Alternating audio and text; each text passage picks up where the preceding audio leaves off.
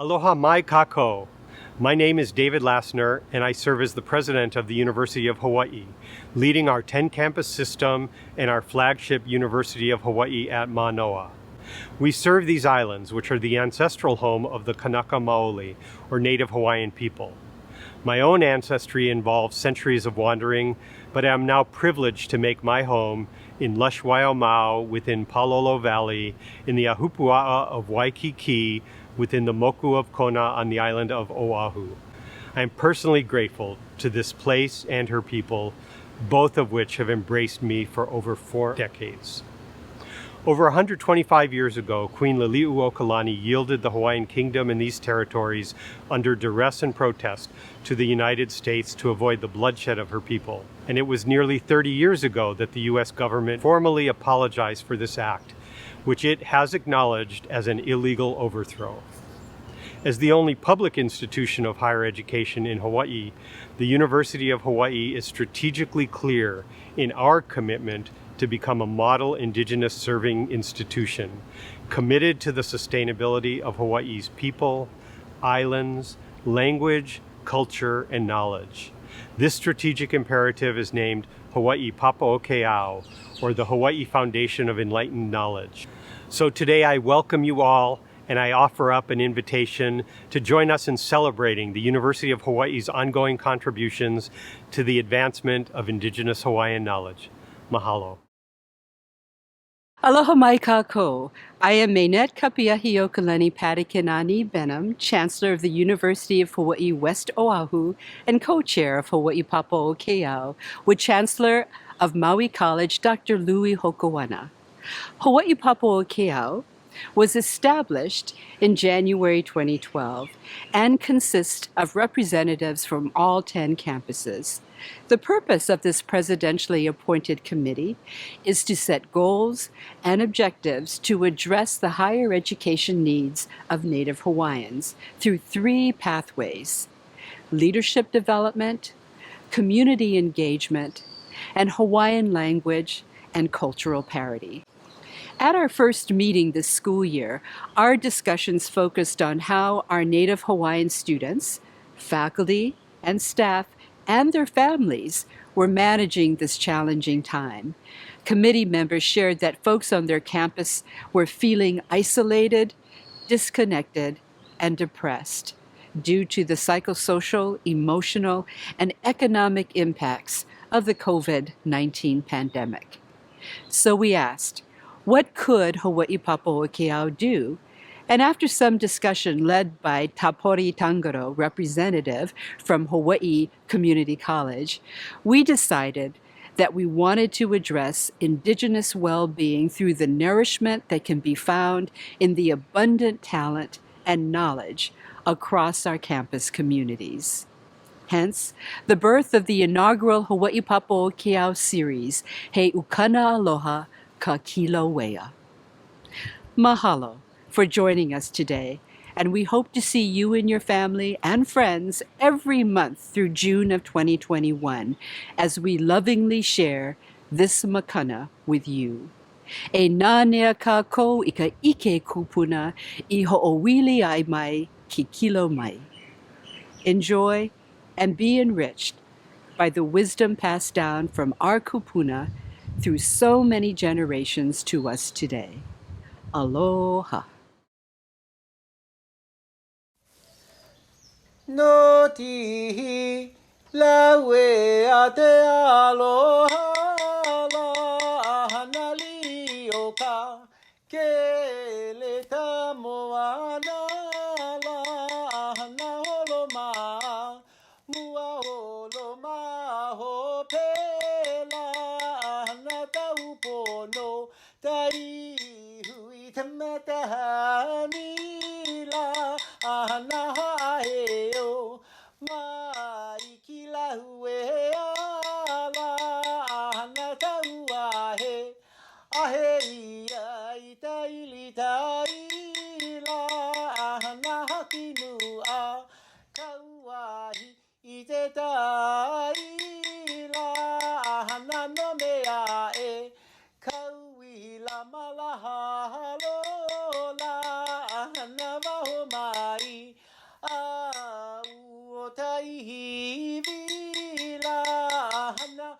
kamehameha e lima.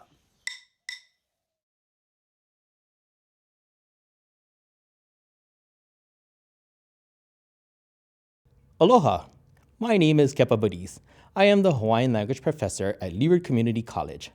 I will be your host for this video presentation titled Awawaleiākea, hosted by our Kipuka Native Hawaiian Center at Puʻuloa.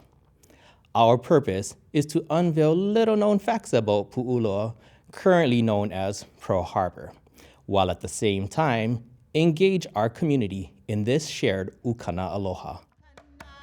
We start our Hōʻike with a hula that highlights the title of this series and honors the outstanding efforts and care of our li'i nui, Lota Kapueva or King Kamehameha V. Next, you'll be treated to more ʻike about Puʻuloa and its many punawai in our first ever video of Puʻuloa entitled Puʻuloa, A Sense of Place. In our next segment, our students discuss their experiences in the center and at the college. Moreover, we invite you to enjoy Puʻuloa's legendary status through moʻolelo particular to this area. And finally, we have a wonderful cooking demonstration with the hearty Kahaleo Umi Ohana taking you on a cooking and nutritional tour of the ʻulu while revealing little-known secrets of this very resourceful plant. Allow us at Leeward Community College to deliver to you our aloha through dance, song, storytelling, and food. In this way, we hope to fill and satisfy all your senses. No leila e nā hoa e nāna mai nei. E nā nea pū mai kako. O ia e kalani nui meha meha e he a kuana I ka iwa kilo mokula e komo. A ole I vehe vehena, a ole I vai hona kona po, o ka hoa ke ia e. A ule o ka ua hao e lele a e ana mau ka o au lele. E komo I ka hale o ke aloha lani, au I ke ki o vai kapu o po naha ke one. E inu I ka awa kane wa I he waihi. E ola ia kini akua ia o e.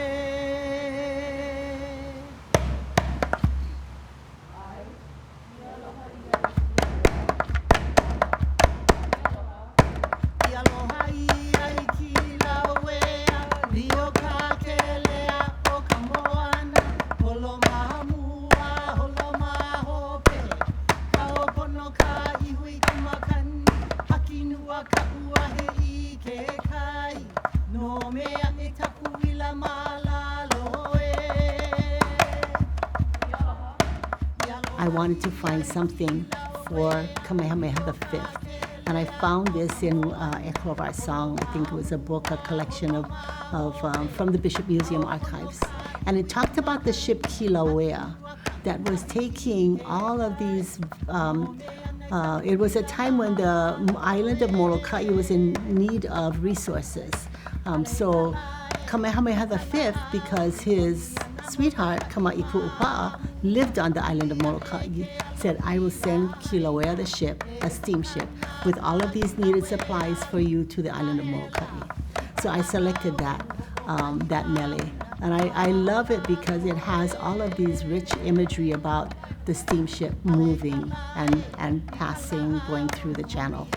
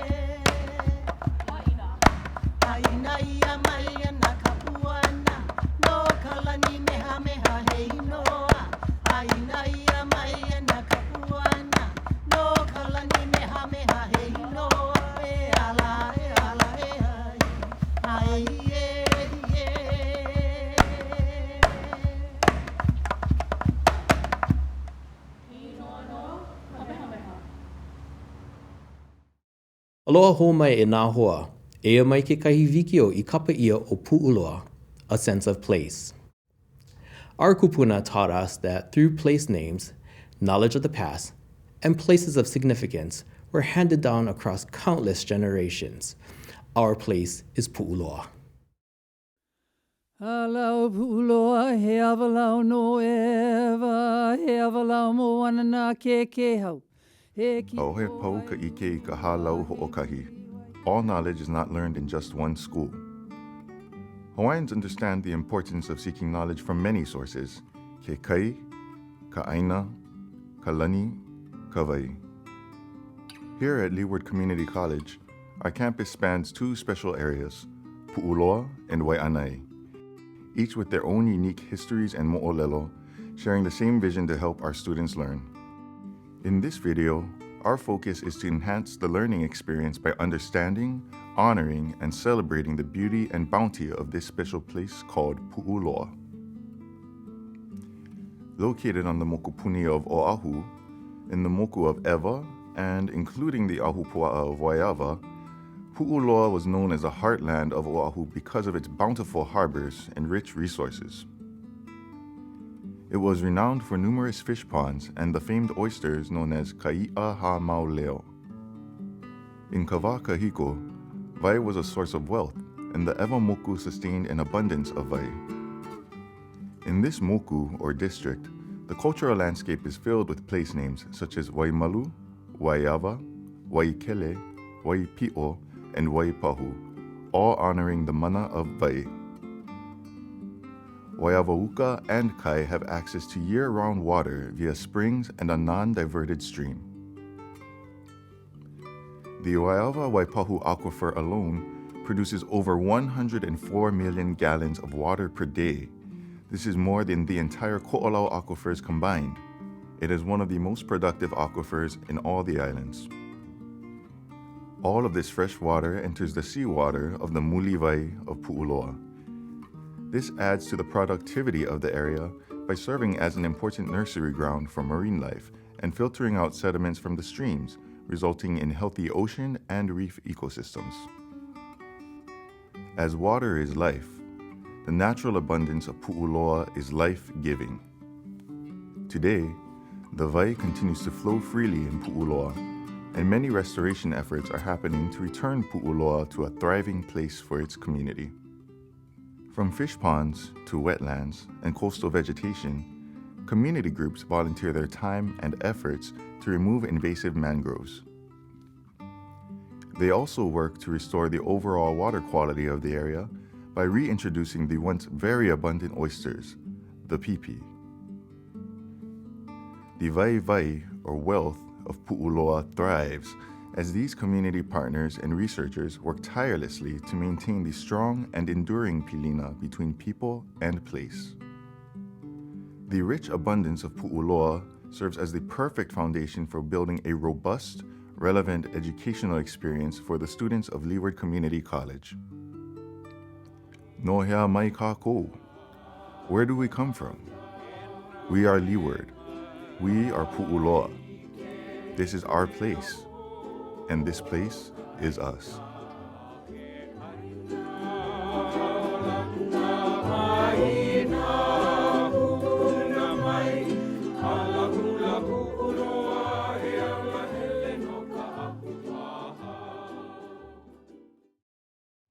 Aloha kākou. I'm Piʻikea Hardy Kahaleʻoʻumi, Native Hawaiian Counselor at Leeward Community College. Today, I'll be sharing a moʻolelo about our shark aumakua, or family guardian of Puʻuloa, named Kaʻahupāhau. Along with her brother Kahiʻuka, Kaʻahupāhau roamed the waters of Puʻuloa and protected the people from outsiders. As to their origins, one version tells us that one day as children, they wandered off and mysteriously disappeared. After a long search, their worried parents are told that gods of the sea selected them and transformed them into sharks, or mano. From that moment, these sharks became aumakua, that were revered and worshipped in the regions of Ewa and Waiʻanae. Native Hawaiian historian Samuel Kamakau writes that the law paramount to all mano, as established by the most powerful of shark gods, Kanehuna Moku and Kamohoali'i, was that they would never attack humans. And as our story unfolds, we see how this law was upheld by the mano of Puʻuloa. One of the most interesting moʻolelo of Kaʻahupāhau that illustrates her cunning and protective nature is that of the shark wars.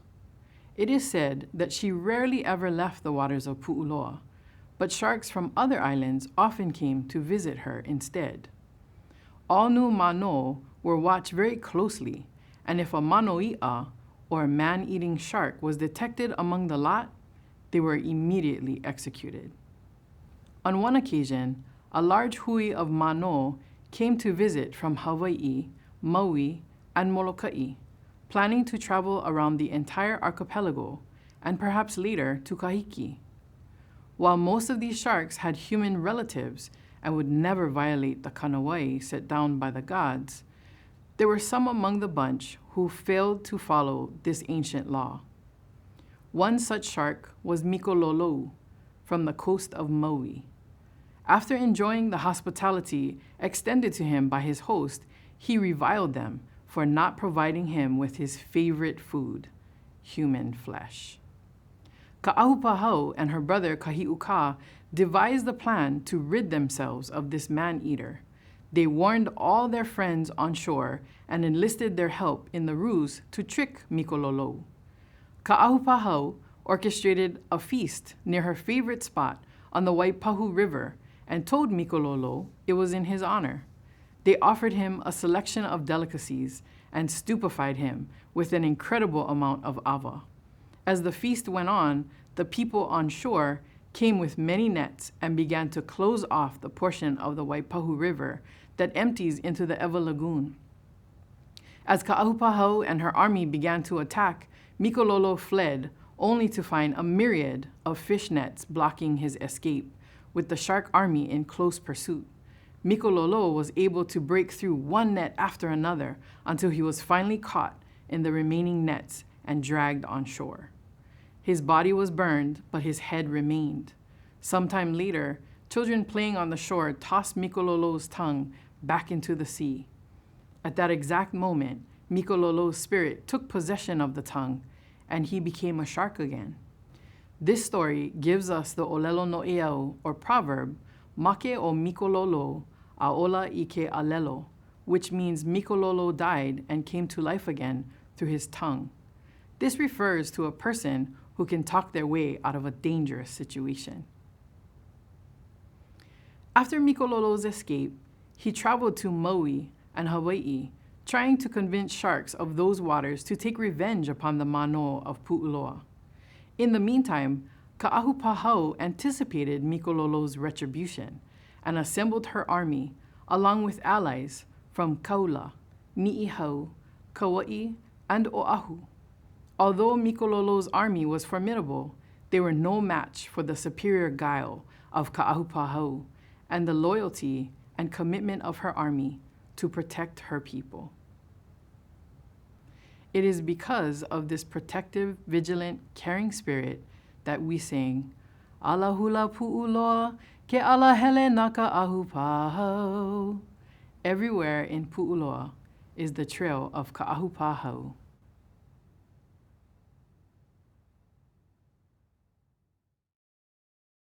Aloha hou mai kākou. Ma Kipuka, Native Hawaiian Center at Puʻuloa, hoʻohanohano ia ka maoli o Kaʻahupāhau. Kona ano hoʻomalu a me kona ano kūpaʻa e kiaʻi mau ai I kāna poʻe kānaka. Ma kā mākou kipuka, o ka mālama a me ka hoʻolalelale ʻana I kā mākou hamana e hiki aku I ka pai oi kela kela. Oiai, o ka Kaʻahupāhau ko kākou kiaʻi, pela pū ko mākou mālama ʻana I kā mākou poʻe hamana a me na loina Hawaiʻi ma nā hanana ma neia kula. Up next, we feature our students' testimonials of their experiences in our program. E nā nea hou mai kākou. Aloha, my name is AJ Echeberry. I was a former Kahua Hoʻomaoʻola participant, and now I am a current peer mentor at the Native Hawaiian Center at Puʻuloa. It really meant a lot to me. I'm a first-generation college student, and this was an opportunity that I wasn't going to pass up. I originally wasn't going to college because I couldn't afford to, and my counselor in high school referred me to the program. I did all the paperwork and whatnot, and luckily I was accepted and onboarded. There was a lot of support, just all different kinds of support, from financial aid to having a peer mentor to talk to personally, and other types of resources. Just like outside of the program, the staff in the Native Hawaiian Center referred me to the HiNet program, and from there I was able to get other types of monetary aid, so I could continue being in school. And being in the program also gave me creative ways to connect with my culture, and that was something that I had never done before. Growing up, I was very distanced from my culture. I didn't know what it meant to be a Native Hawaiian, but through the different activities that we did and the different site visits, I learned the school's oli, the halau Puʻuloa, and that's something that really, really impacted me. I really appreciated it. There was a connection hearing other people do it first and then getting to learn it myself. I don't know. I don't know how to put it into words, but it's in here, like very deep in here, that I felt a connection through my kupuna and my ancestors. My grandma actually was not allowed to ʻōlelo Hawaii at all growing up. The way she was raised was very westernized. It was very frowned upon for her to learn her moʻoku and later when she grew up, she did all of that. So to me, being in Kahua Hoʻomaoʻola and all these cultural experiences, these are things that my family never got to do, but I get to, and I'm very grateful for that.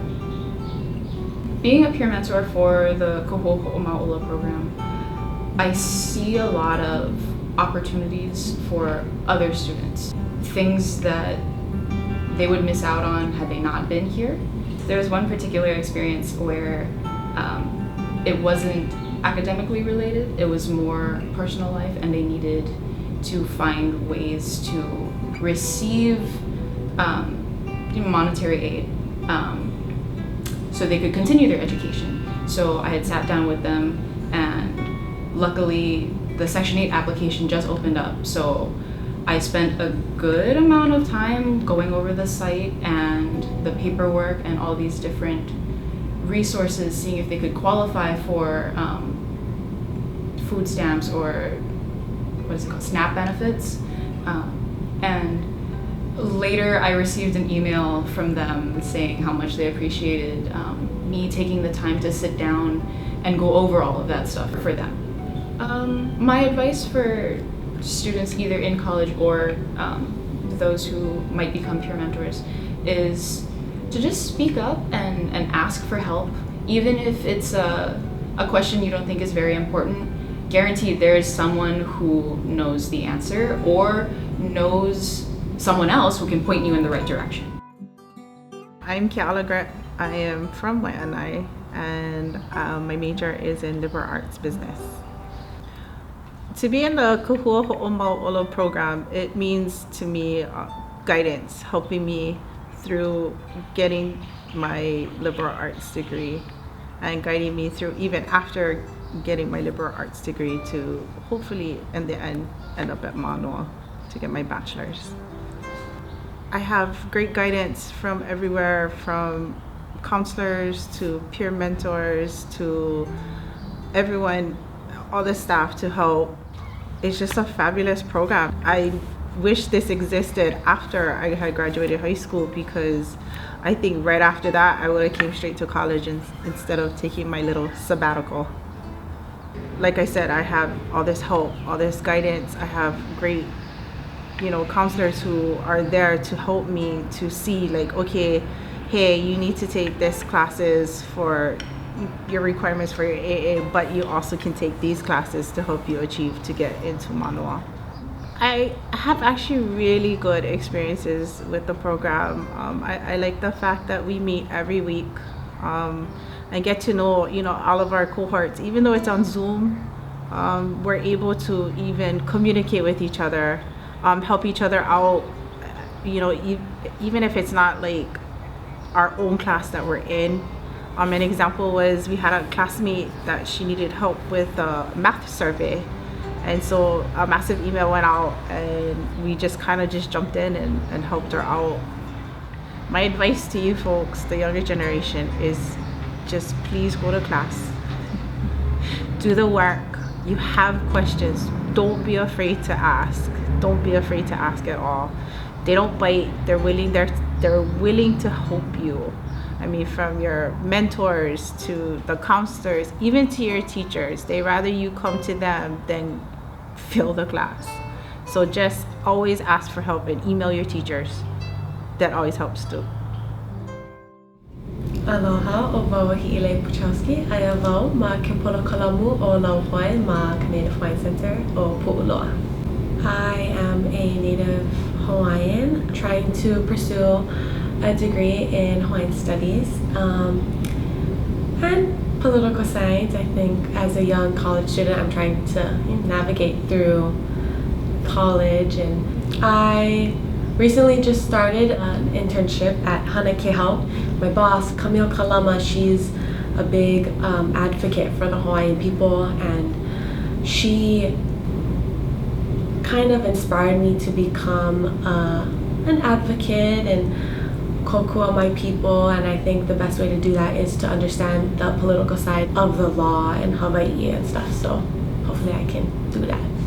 First off, it's a privilege to be able to be in the Lauhoi program and have them kind of in a way hold your hand through your first years or your through college, and they hold you to a higher standard than everyone else on campus, and they make sure that you're on the right track and that you're doing what you're supposed to do, and not just getting your credits, but becoming a better person and learning your kuleana as a Haumana here, and your kuleana as a Hawaiian. They want to implement Hawaiian values into everything they're teaching us, so I really love it. I try to live by that myself, like my Hawaiian values through my life, so I love that Lauhoi also implements it through the college system, and I think every college student needs a little bit of Olala Hawaii and Hawaiian in their life. I absolutely love and adore just that opportunity to, because we're all college students and trying to make it with financial, so being able to little stuff, but get books for free, and if it's not for free, it's half off, or okay, you can rent a book or you can borrow a book, or just it's really helpful having resources that we can go to here at Puʻuloa. So I really try to, like a sponge, I try to absorb all the ʻike and all the kokua you guys give me. I can firmly say, with all honesty and all 1,000% this is true, I would not be who I am today without Leeward Community College. 1,000%. Would not be who I am. So I started in 2008, and I remember taking a oceanography class from Michael Lane. It's a science credit, it's lab, it's free, and a trip. I was like, I could do that. And that trip changed my life. When I was on that trip, I changed all my courses to Hawaiian studies courses, Hawaiian language courses, and I never looked back. And then when school started, I came to this place, which was formerly known as Halauʻike o Puʻuloa. And I met some amazing people. People like Auntie Nona, who would care for us, feed us, and people who genuinely wanted to know how you were doing and genuinely wanted to be successful in whatever you were going to do. And I graduated from here in 2011, and I went on to University of Hawaiʻi Manoa to get my bachelor's in Hawaiian Studies and Hawaiian language, and then I got my master's in Hawaiian Studies, always with the intention of coming back here to teach. I wanted to give this school that gave me so much something, and I wanted to teach in my community, being a product of Central Oahu. There are very few places for Hawaiians to be Hawaiian, because now I teach in this building that started it all. I would just like to thank all of the faculty, staff, especially in Hawaiian Studies and at this Native Hawaiian Center in Puʻuloa, for not only what I do now and how you support me now, but supporting me then, when I was young and clueless and truly, I think, a lost child. I really can't imagine where I would be today without this place. And then I started reading more and learning more, and then yet come to find out that I am a descendant of that family, the Moʻikea La'amaka'i family. We haven't had a navigator in our family since those ancient times. I didn't navigate, I didn't sail, I had never been on a boat, I had never paddled, I don't do any of that kind of stuff. And then slowly it just kind of happens. And once I jump in fully and start sailing, everything happens very, very quickly. I go from never being on a boat, can barely swim, not a very good swimmer, only the kind of local kind swim, like I'm not gonna drown, and to sailing across the ocean and finding islands in the sea. I tried mahi aikalo. I would go to Kahana Valley and I would go, Malamaina. I can't dance hula. I can't chant either because I can't sing very well. Some of the things were fun, but nothing ever felt like it was for me. And then I stepped foot on the canoe. It felt like freedom. It felt like flying. And when you stand at the bow at the front of that canoe and you just look at the open ocean expanse and you just feel her move, it feels like you're free. No bills, no traffic, no emails, no phone calls, no text messages, nothing. Just you, the canoe, and the ocean. And it is the most free feeling I've ever felt. Think about the bravery it must have taken, the courage to sail out into the unknown from the South Pacific to come to here, Hawaii, which is arguably the greatest human migration of all time. You cross over 2,000 miles of open ocean to find the most isolated archipelago in the world, and the belief that you can make it. And then I think about those who didn't make it. The burden of leadership is very heavy. So when on the canoe and being responsible for the other 15 souls on board, responsible to their loved ones and their families, that I'm gonna bring them home. That's the burden. And I take it very seriously. Did you know that we have an actual descendant of one of the famous navigators of ancient times? That's right. You just heard his testimonial. His name is Ian Kekai Maluli, a Hawaiian Studies lecturer and accomplished navigator. Kekai will tell us about his connection to Moʻikeha, the moʻolelo of Kaha'i, and the ʻulu. So, let me tell you a story of my family. The Nana Ulu line coming out of the South Pacific, one of the chiefs is named Maweke. And Maweke would become the progenitor of all the great chiefly families of Hawaii. And one of Maweke's children is named Muli Eleali'i. And Muli Eleali'i will have a child named Moʻikeha and another child named Olopana. And these two chiefs would be known as the Great Voyaging Chiefs of Hawaii. So Moʻikeha and Olopana, born here on Oahu, cannot find land to conquer. As a li'i, that is your function, to rule and rule over land. And they don't have that here on Oahu. Their uncles are too powerful, so they decide they're going to go to Hawaii Island to try to conquer there. That was a big mistake. They couldn't get it done there, so they decide we're heading off to Kahiki. In some versions of the story, Olopana is married to a woman named Ukana, who between them have a child named La'a. In other versions of the story, La'a is the child of Moʻikeha and Kapo. We're not too sure exactly which version you're going to follow, but there's multiple versions of who's married to who and whose child is who. Nonetheless, they get to Kahiki, to the faraway homeland. Some would say it's Tahiti, and they settled in a place and rule over a place named Moʻolelo.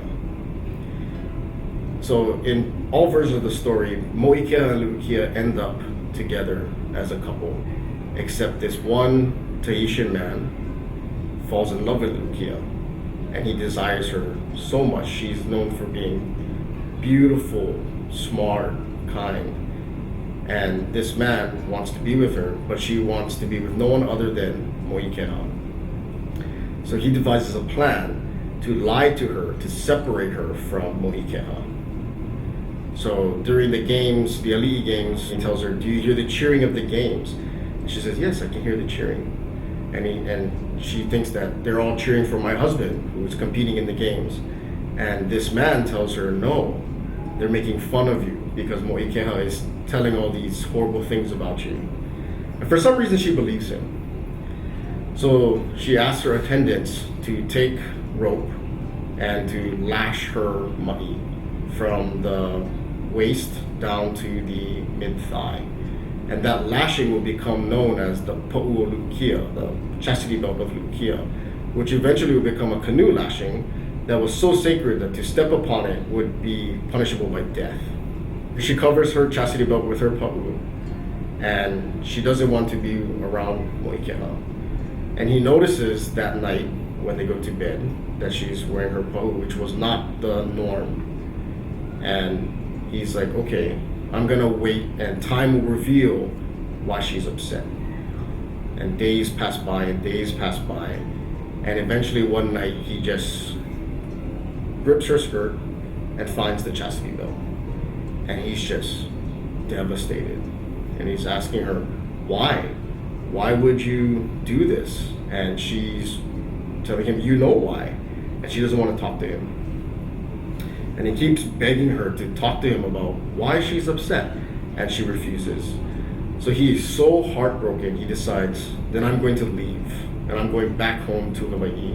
And he gathers his navigators, his attendants, his people. He takes some famous names like Kamahualele, the kahuna and navigator, who does that famous chant, Eia Hawaii. And he says that we're going to leave, and as we break over the horizon and Tahiti disappears below the ocean, I will no longer think of Ukana. And he comes home, and he'll settle on Kauai, where the chiefs will ask him to become the mo'i. And he marries another woman, and with her he has 5 or 6 boys, all boys. The oldest one being Ho'okamali'i, and he decides that he's going to send one of his sons to Kahiki to fetch their brother La'a. And La'a will come home and become mo'i of Kauai. So when he tells the boys that I'm going to send one of you to Kahiki, they all want to go. And they all want to be that brother to fetch their older brother. And he decides, okay, I'm going to have a competition between you, and the winner will get the honor of getting their brother. So he decides that the competition will be to sail a tea leaf canoe down the river and between his legs. Ho'okamali'i, the oldest, goes first. He makes his tea leaf canoe, puts it in the water, and it goes and it hooks her right and crashes into the embankment. The next brother, same thing, puts his canoe in the water, sails a little bit, hooks a left, crashes down into the embankment, and he's out. Kila makes his canoe, walks into the river, and stands there. And he waits, and he waits, and he waits. Ho'okamali'i and the other boys are saying, hurry up, crash your canoe so we can go again. And Kila says, no, you're going to wait. And he waits, and he waits, and finally puts his canoe in the river, and it sails straight down through their father's legs. Kila was waiting for the tide, knowing that the tide coming in pushes up against the river, restricting its flow. Moʻolelo was most likely looking for which child was the most natural navigator, who had the instincts and the skills to be observant and notice things in nature. And he had his answer, it was Kila. So he gives Kila the knowledge of navigation. But eventually the time comes where it's time to go, and Kila sails to Kahiki, finds his older brother La, and tells him that our father yearns for you and wants you to come home. In some versions of the story, La waits for Olopana, his uncle / father, to die before he leaves. In other versions, he waits for Moʻolelo to die before he comes home. Nonetheless, he comes home. And with him, he brings new forms of hula, new akua, the two famous pahu drums that he would stash at Puʻuloa. And he'll take a residence in Puʻuloa for a little while. And along his journey, he will name many famous places which names still stick with us today. So some of the other children by Moʻolelo, like Hoʻokamaliʻi, who isn't very famous himself, but his son will become very famous. So Hoʻokamaliʻi will have a son by the name of Kahaʻi. And Kahaʻi is famous for bringing a variety of ʻulu, some say the very first ʻulu, to here in Hawaii. But he will sail to Upolu and grab the ʻulu and bring it here to Hawaii, which doesn't sound very special unless you understand that the ʻulu is a very fragile plant. It cannot be grown from the seeds anymore. Just like the kalo doesn't grow from the seed, needs to be affected by humans. So the ʻulu needs to be cut from the root, and you need to plant it, and it still may not grow. So the fact that Kahaʻi went all the way to Kahiki, found the ʻulu, cut the root, and kept it alive this whole time across the ocean to come and return to Hawaii and plant it in Hawaii is an amazing feat. And one place that they say he planted it was in Hakipuʻu on Oahu. And that's the more famous location. But in other versions of the story, he actually plants it right here in Puʻuloa, Pearl Harbor. It's just amazing that our ancestors traveled thousands of miles over open ocean, succeeded in reaching land without any Western instruments, and then made a rich and bountiful life for themselves. Having the forethought to bring food, the ancestors stood prepared when they disembarked from their canoes onto land in Hawaii. All right, here comes the fun part. Food.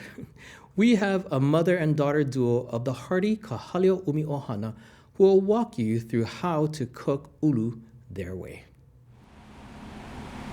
Aloha kako. I'm Piʻikea Hardy Kahaleo Umi. I'm back with you again for another segment. We're going to be talking more about ʻulu. Aloha, my name is Mapuana Hardy Kahaleo Umi, and I am a Leeward Community College student. This is my first year here, and I'm also an intern at Ma'o Organic Farms, and I am her daughter and also her assistant for today. Mahalo. So we are going to be looking at the ʻulu, and basically the ʻulu is very significant to us here in Puʻuloa, which is the area that Leeward Community College occupies. And essentially, along with kalo, ʻulu was a very important staple in the Hawaiian diet. And so we're going to be going over the ʻulu itself. We're going to be talking a little bit about some nutritional facts and the nutritional value of ʻulu.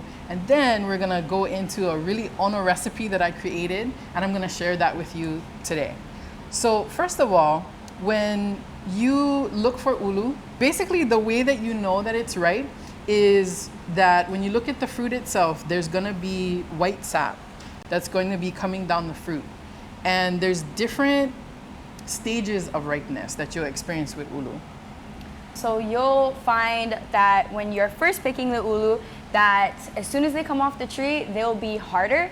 And when you have ʻulu that is more firm, This usually means that can be used for more savory dishes. It's not as sweet, but then when you allow your ulu to, just chill out for a little while, it will get softer, and softer usually means that it gets sweeter and will be more appropriate to use in sweeter dishes. So some other usages for the ulu, we have the ulu flower, and it's really interesting. Basically, you can burn these and it's a natural mosquito repellent. So you see this actually falls off the tree, you see it growing on the tree. If you ever see these, you can actually use it for that. And then we also have this. So this is ulu flour.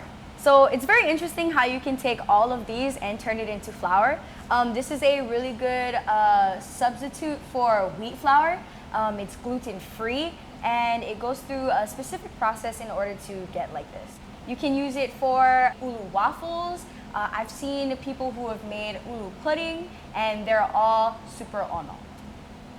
So some other traditional usages, the leaves were used as sandpaper. If you ever feel the leaves, especially the backside, it's kind of like a fine grit sandpaper, as well as the tree itself was used by a lot of different peoples of Oceania to make canoes. So every single part of the ulu has a function. And so ulu was an extremely versatile fruit. You remember earlier I was talking about the sap that's on the ulu. So what we want to do definitely is we want to remove that sap so that we have as little as possible inside the actual fruit when we're cutting it. So all we're going to do is come over here to the sink, and as best as you can, you don't have to get every single drop off, but as best as you can, you want to try and get as much of the sap off. Okay? And then you can just towel dry it. Okay, olu. Eya. Mahalo. So we're just gonna towel dry it, get it as dry as we can. And the towel does kind of get any additional sap off. Okay. And then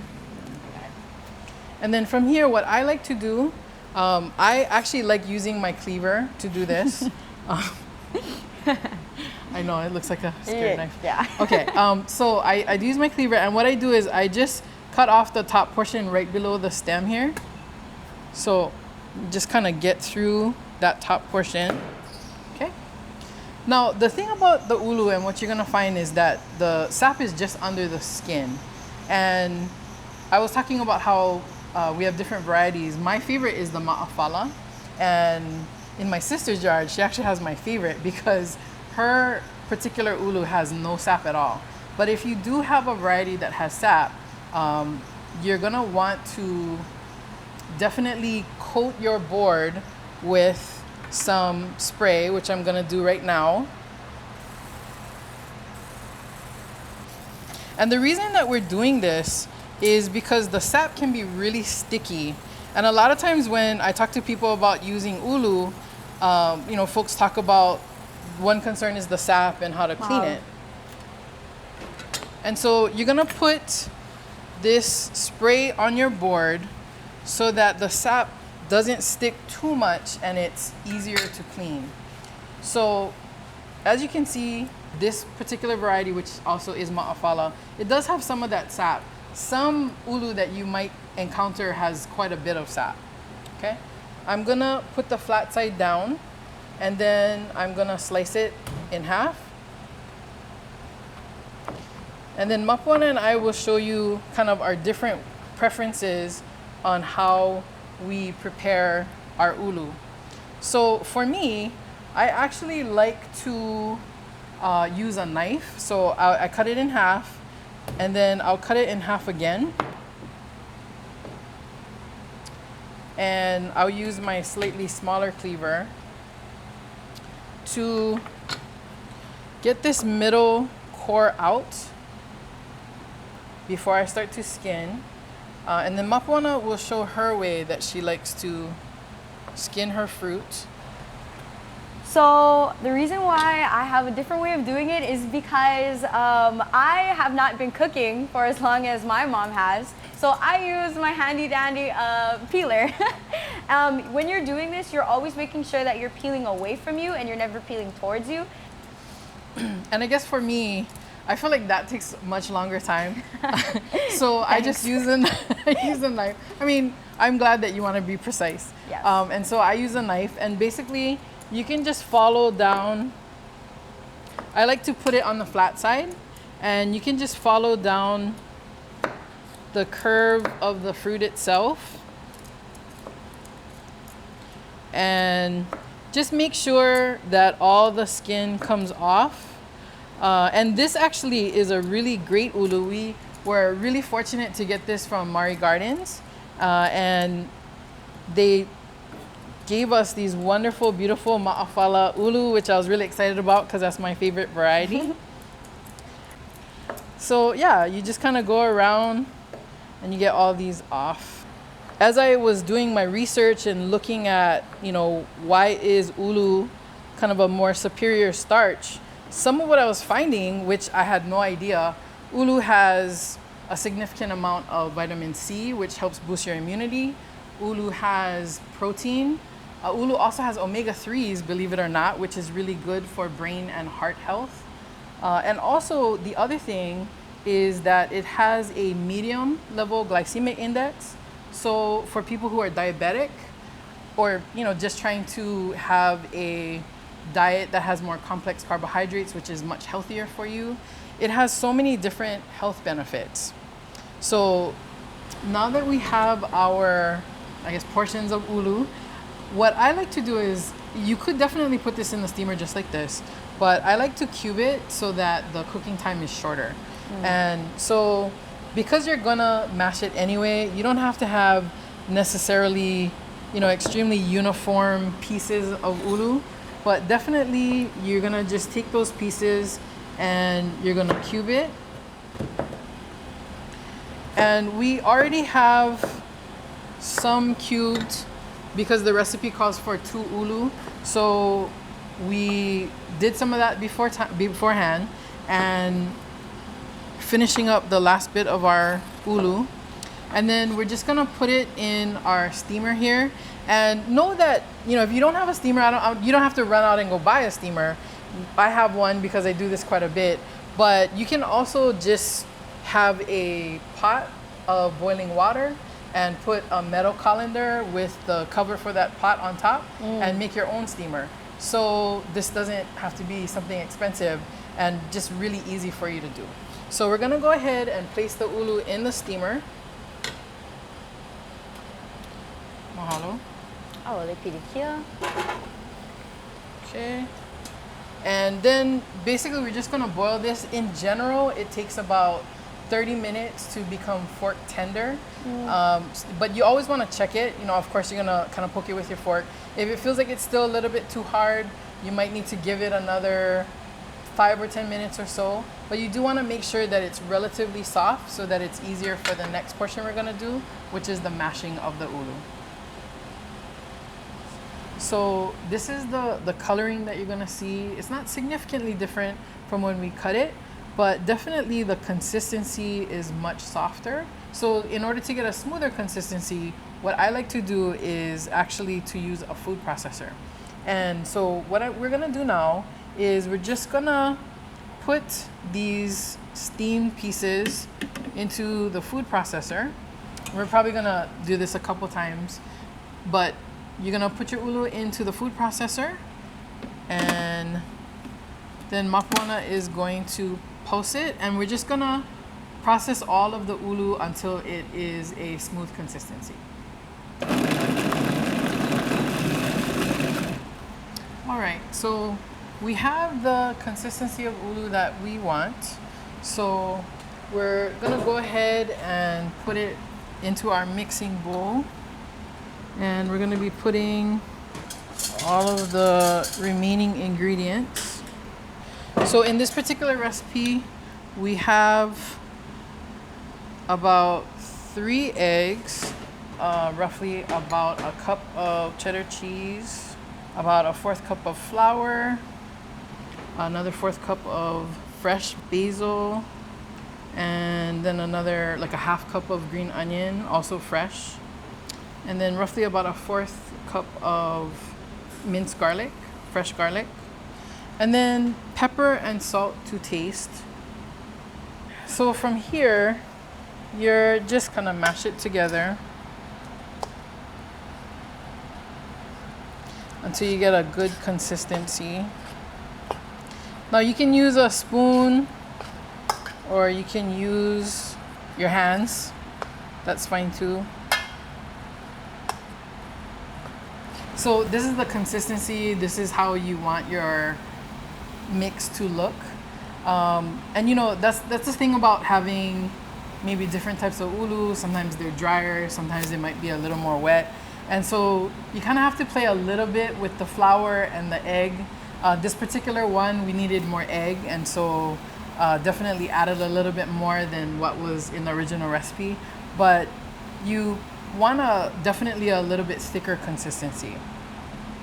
So as we're making the patties, I mean, you can decide, you know, what size you want to make it. I like it with a little bit of chunks of ulu, so I didn't make it incredibly smooth. I don't know if that's called rustic. Rustic. But I do like being able to bite into some pieces of ulu along with the other ingredients and kind of tasting all of that. Okay, so now we're finally to the point where we're gonna start frying up our patties, which is one of my favorite parts, because that means that the next part means that we're gonna eat. So, my favorite part too. So right now what we're doing is we have this on medium heat. We're cooking it. You can use any kind of oil that you want. And all we're doing is just trying to make sure that it's brown and cooked all the way through. So it's cooking pretty quickly. I don't know if you can kind of see it here on camera. So you don't want to, you want to make sure that your fire is not too high, because you don't want it to be really, really brown on the outside and not cooked on the inside. Remember, there's raw egg in here. So you do want to make sure that it's cooked pretty well, cooked all the way through.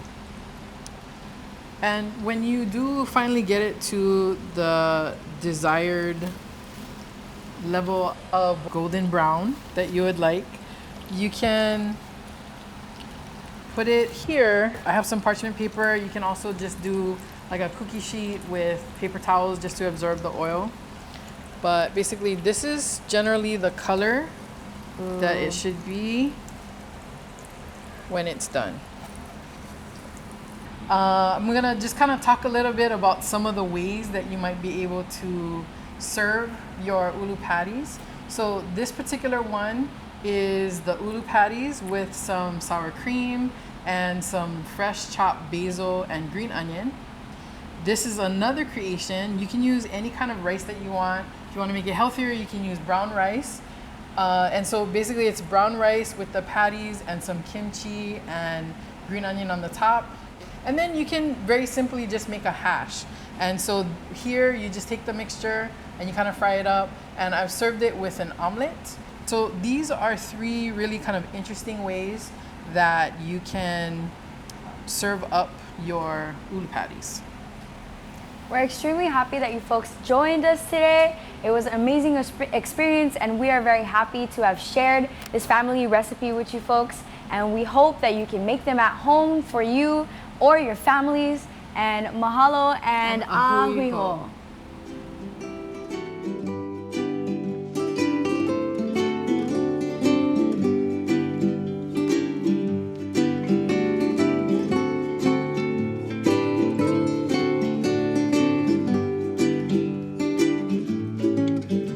Wow, how did you like that cooking demonstration? There are so many things about the ulu I didn't even know, like using part of the plant for mosquito punk, sandpaper, or it's just filled with ono stuff.